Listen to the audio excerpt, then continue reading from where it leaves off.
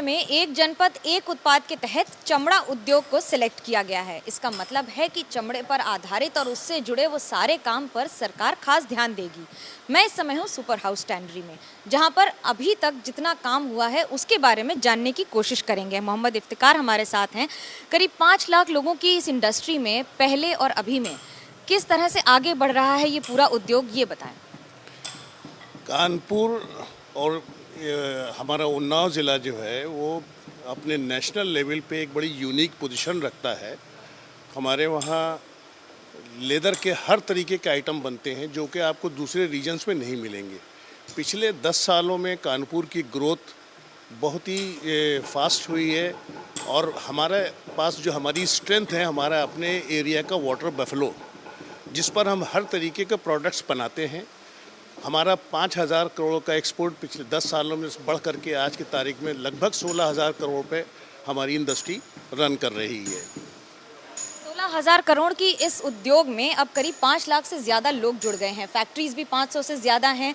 मुख्तारुल अमीन साहब हैं हमारे साथ, सुपर हाउस टैनरी से हैं, चेयरमैन हैं। ये बताइए कि जब उद्योग की बात करते हैं तो सबसे ज़्यादा ओडीओपी से क्या कुछ फ़ायदा हुआ है या फिर सरकार ने सिर्फ बात की? बेशक बहुत फ़ायदा हुआ है।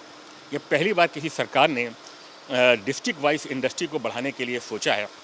बेशक कानपुर लेदर इंडस्ट्री के लिए पहचाना जाता है। लेदर इंडस्ट्री शायद यहाँ पे सबसे स्ट्रॉन्ग इंडस्ट्री है। उसको फर्दर आगे कैसे बढ़ाया जा सकता है, उसमें उसको ग्रोथ कैसे दिलाई जा सकती है, ये इस सरकार ने ओडीओपी में काफ़ी सपोर्ट हम लोगों को मिला है।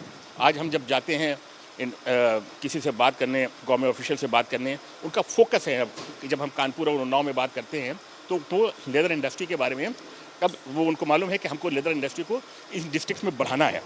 तो वो बहरहाल एक बहुत अच्छी शुरुआत सरकार ने की है और उससे इंडस्ट्री काफ़ी ग्रो कर रही है। फाइनेंशियल सपोर्ट भी हम लोगों को मिल रहा है, ट्रेनिंग भी मिल रही है। अभी जैसे हमारी एक इंटरनेशनल लेवल की टेस्टिंग लैब है, उसको सपोर्ट करने के लिए भी हमको ओडीओपी से फंडिंग हो रही है। तो ये बहरहाल एक बहुत अच्छी चीज़ है और हम उम्मीद करते हैं कि हमारी जो ग्रोथ रही है वो अब और फर्दर फास्टर ग्रो कर रहे हैं हम लोग और ये ग्रोथ फर्दर बढ़ेगी।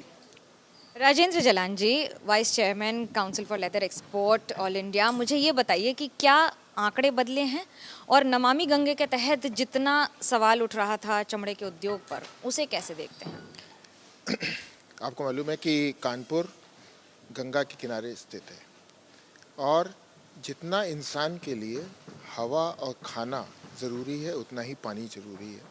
और मेरे ख्याल से हर एक उद्योग, चाहे वो चमड़ा उद्योग है या कोई और उद्योग हो, गंगा की इम्पोर्टेंस को कि ये मोक्षदायिनी है। और हमको मोक्षदायिनी का मतलब खाली ये नहीं है कि हम उसका रिलीजियस मतलब लें, उसका मतलब ये है कि हम पानी उसी से मिलता, कानपुर पूरे शहर को पानी हम लोगों को इसी से मिलता और ये हमारी जिम्मेदारी है कि हम लोग उसको साफ़ और स्वच्छ रखें।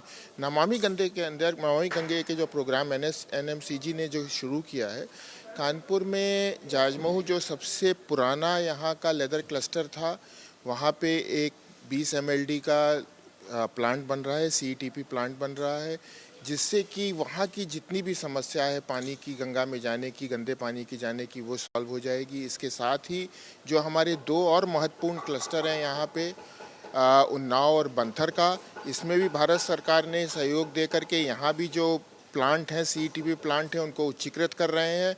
और इसमें उत्तर प्रदेश सरकार ODOP में भी सहायता दे रही है, जिससे कि बहुत जल्द से जल्द ये उच्चीकृत हो सके। इसके अलावा क्योंकि पूरा विश्व आज भारत की तरफ देख रहा है और उसमें कानपुर अछूता नहीं है, तो हम लोगों ने रमईपुर के अंदर एक लेदर का क्लस्टर बनाने का फैसला किया है, जिसकी भारत सरकार ने जिसका इन प्रिंसिपल अप्रूवल दे दिया है। उत्तर प्रदेश सरकार भी उसमें 25 करोड़ रुपया फंडिंग करने के लिए तैयार है। ये भी बहुत जल्दी ये एक धरातल पे आ जाएगा। धरातल पर तो आ जाएगा। वादे, दावे, आश्वासन राज्य सरकार की ओर से बहुत किए गए हैं। R&D यानी कि रिसर्च एंड डेवलपमेंट के तहत नए नए प्रोडक्ट्स बन रहे हैं और चमड़ा उद्योग अपनी पुरानी चमक से कई गुना ज़्यादा रोशनी फैलाने के लिए तैयार हो रहा है।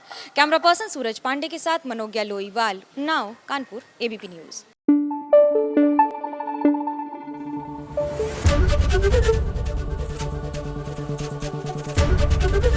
ABP न्यूज़ आपको रखे आगे।